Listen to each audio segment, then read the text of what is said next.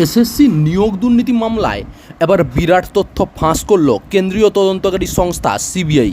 কলকাতা হাইকোর্টের ডিভিশন বেঞ্চে রায়ে চাকরি বাতিলের নির্দেশে আপাতত স্থগিতাদেশ দিলেও অযোগ্যদের খুঁজে বের করতে সিবিআই তদন্ত বহাল রেখেছে হাইকোর্টে।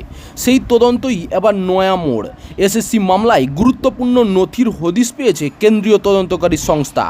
সিবিআই সূত্রে খবর, ইতিমধ্যেই অযোগ্যদের তালিকার হদিশ পেয়েছে তারা।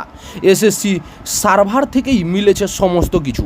সূত্রের খবর, দুর্নীতি করে চাকরি পাওয়া শিক্ষক এবং স্কুল কর্মীদের তালিকা পেয়েছে সিবিআই।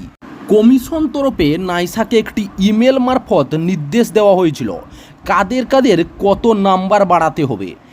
এবার তদন্ত চালিয়ে সেই ইমেল সহ তালিকাই গোয়েন্দাদের হাতে এসেছে।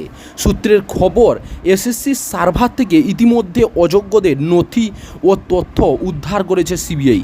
তদন্তকারী সংস্থার দাবি, এসএসসি তরফে নাইসা কর্তা নীলাদ্রি দাস, নাইসার প্রাক্তন কর্তা পঙ্কজ বনসল ও নাইসার এক কর্মী মুজাম্মিল হোসেনকে ইমেল করা হয়েছিল। নিয়োগ দুর্নীতি মামলায় আগেই উঠে এসেছিল নীলাদ্রি ও পঙ্কজ বনসলের নাম, তবে এবার এই মুজাম্মিল হোসেনের নামেও হদিশ দিল সিবিআই। কি তার পরিচয়, অযোগ্যদের তালিকা, কেন এই ব্যক্তিকেই ইমেল করেছিল কমিশন? জানা গিয়েছে, নাইসার অত্যন্ত প্রভাবশালী কর্মী মুজাম্মিল হোসেন নাইসার হয়ে এসএসসির কমিশনের কর্তাদের সঙ্গে অফিসিয়াল যোগাযোগ রাখতেন এই ব্যক্তি। কেবল কাজের সূত্রে নয়, ব্যক্তিগত স্তরেও মুজাম্মের সঙ্গে ঘনিষ্ঠ সম্পর্ক ছিল তৎকালীন শিক্ষাকর্তাদের। সিবিআই সূত্রে খবর, বর্তমান এসএসসির সার্ভার সিজ করেছে তারা। এরপরই সার্ভার ঘেঁটে মিলেছে একাধিক মোড় ঘুরিয়ে দেওয়া মততথ্য। নজরে আসে একাধিক ইমেল। এসএসসি থেকে প্রথম ইমেল করা হয় নাইসাকে।